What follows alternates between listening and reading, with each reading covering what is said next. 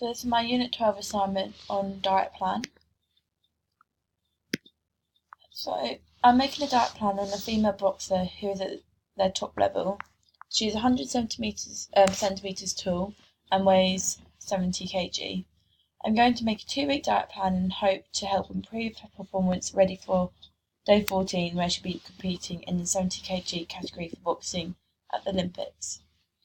I'm going to include many nutrients which will help improve recovery periods and keeping her energised, as she would have been doing a lot of intense workouts leading up to the competition. It's very important that she never feeling that depleted before, because she needs to be at peak fitness and to just be able to compete well. To start off, I'm going to calculate her BMR to find out how many calories a day she needs to intake just to rest. I've done this by using the normal equation and adding in all the information which works out how many calories a day she needs at rest. This comes up as 1,071 calories a day, which she will need. This is it's not including any activity factor whatsoever. However, she'll need a lot more than this realistically, due to the amount of exercise she'll be doing each day throughout the 2 weeks. So this is going to look like it will change a lot. In order for me to realistically see how many calories a day my athlete should have, I need to work out every time she exercises what the intensity of it is and how long she's doing it for, in order to work out how many calories she'll be burning during that workout to make sure they are being reconsumed. For a boxer, it's important that they train many hours to get them fit for a match. To make sure they don't get bored, I give them 5 different styles of training to do with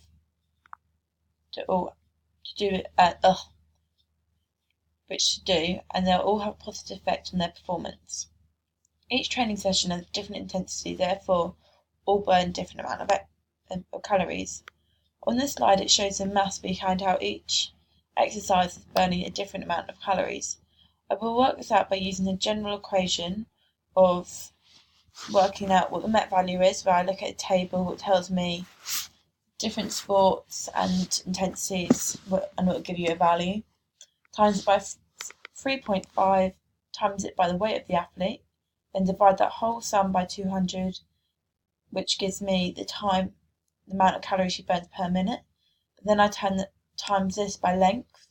So if I'm exercising for 60 minutes, I times it by 60. This shows me how many calories she'll burn during the 60 minutes of that type of exercise. Each training session she's working of a minimum of 60 minutes. For example, for boxing, it comes up with the METs on the table of 23, which is very high as boxing is so intense. Then I times this by 3.5. That's what the equation tells me, and then times that by 70 kg. So it's demonstrated here by 23 times 3.5 times 70.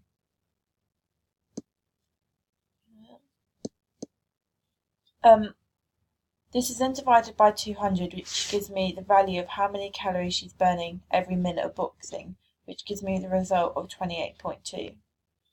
So that's not rounded. This is rounded. So every minute of boxing, she is burning approximately 28.2 calories. However, because this is an example, she is training she is generally training for an hour. So I'll times this by 60 minutes, which is her length, which gives me the value of 1,690 calories. So every hour she is boxing, she is burning 1,690 calories. By using the same technique with all the other 4 sessions, it helps me work out the amount of calories she is burning in each different training session, as they will all vary, as none of them are the same intensities or same lengths. It's important that I work out the METs, because if I just did a general overview of how many calories, if she's burning a lot more calories than I needed to, she's going to lose a lot of weight, or if she's putting more calories on, she's going to put on weight. And for boxing, it is vital that she stays 70 kg, because that's in her category. If she weighs too much below or too much above, she won't be able to fight. So I really need to maintain that weight. I've given my athlete 5 different training sessions in order to help keep everything different, and they all aim at different areas of fitness. Each training session has a different intensity, therefore all burns different amount of calories. On the other side, I worked out for each training session how many calories she will burn during the 60 minutes of exercise. However, during the 2 weeks, she isn't just doing each training session for 1 hour. So here is how I worked out how many calories she's burning up to 3 hours for the training sessions. So, for example, for boxing on some days she trains for 3 hours because this is mainly what she's doing, and this will involve some match practices and techniques.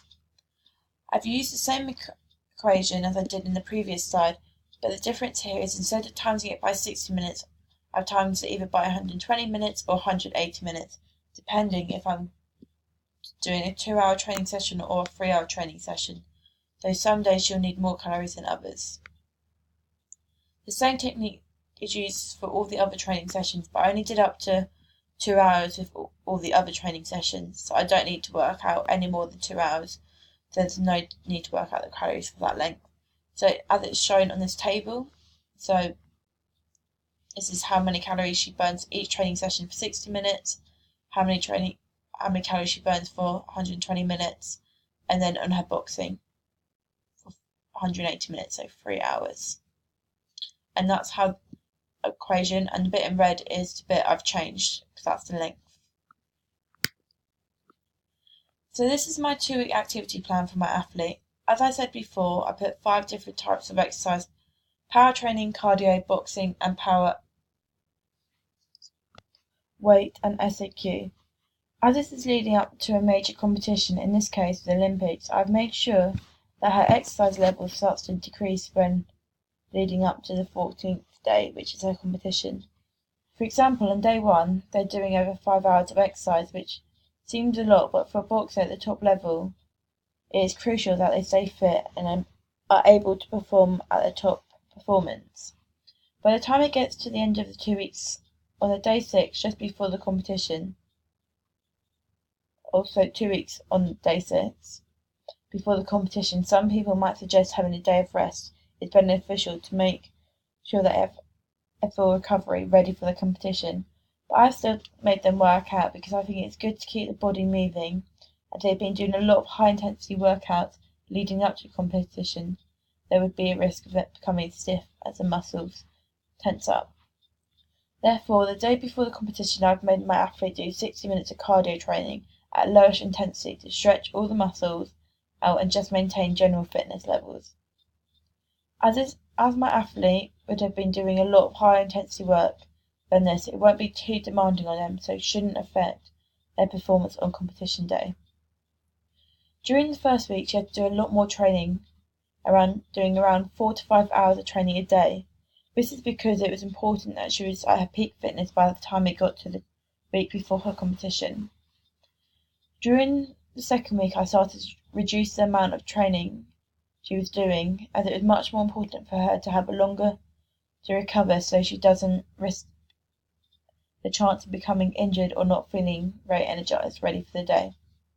During week 2, I started off with her working out 3 hours for the first 3 days. And in the last couple of days, I reduced it down to 1 to 2 hours, doing more lower intensity workouts. I cut out weight and power training the last couple of days, because this type of exercise can have a lot of effect on muscles, and there's a much higher risk of becoming injured, which we don't want so close to a major competition, as these type of exercises can damage muscle tissues, or you can pull things. Therefore, I kept it mainly to cardio and boxing sessions for the last couple of days.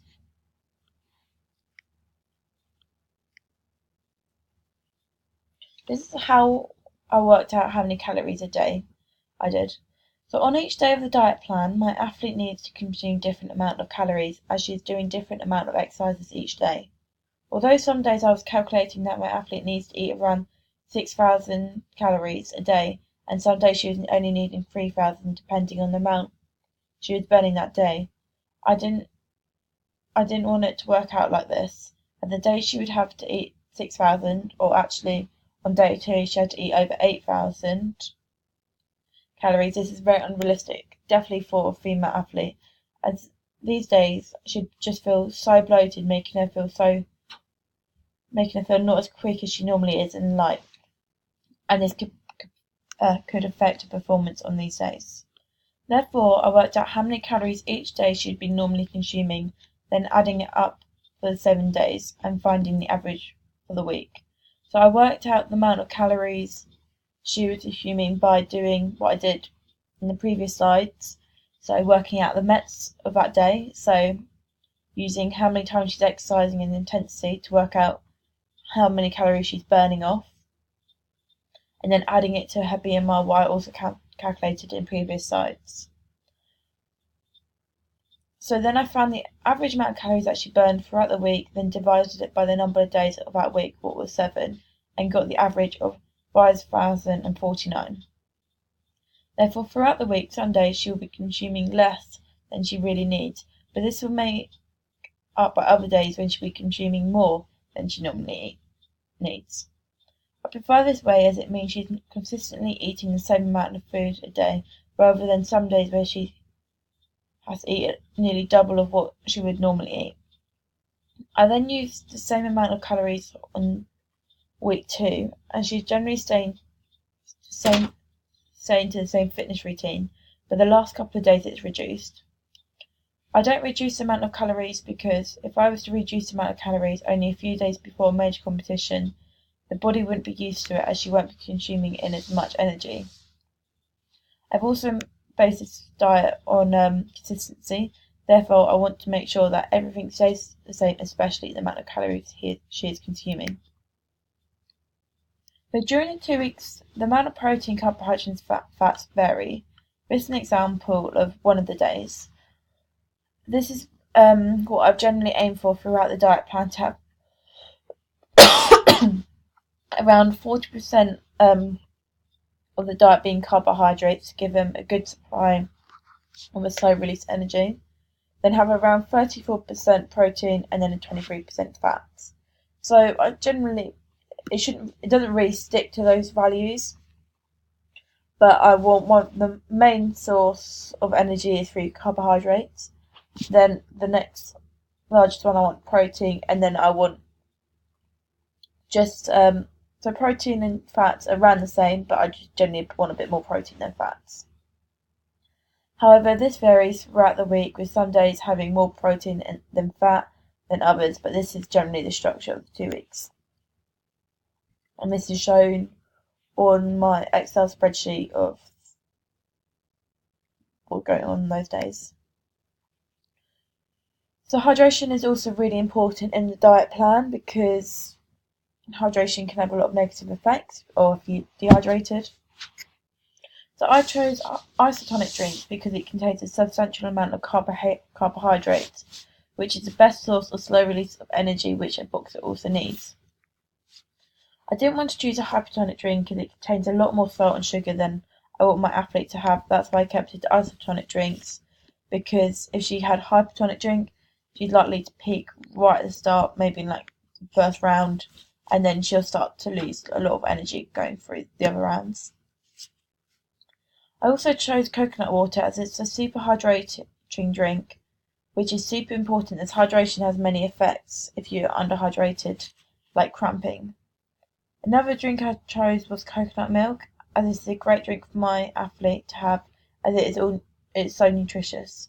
This is because it's high in vitamins like C, E, B1, B3, B5, and contains the minerals like iron, selenium, calcium, and phosphorus. This is included in all morning breakfasts and sometimes included in a nighttime drink, especially when it gets close to the competition day. By making my athlete drink this type of drink means I don't have to include any supplements into the diet to help increase and raise the vitamin levels and minerals, as I've included it in a natural source like coconut water and coconut milk. Valuation of my thing. If I was to plan and redo my diet plan, I would make a few improvements. Firstly, I would be a bit more experimental with what food and structure I use. The diet plan I used, I kept to the same structure and repeated a few of the foods as I knew that they had high sources I needed. Therefore, if I were to do this next time, I'd use more food sources rather than just a few to add more variety to my athlete's meal. I also kept the same type of breakfast so it kept consistency for energy levels to start off the day. However, there are many other breakfasts I could have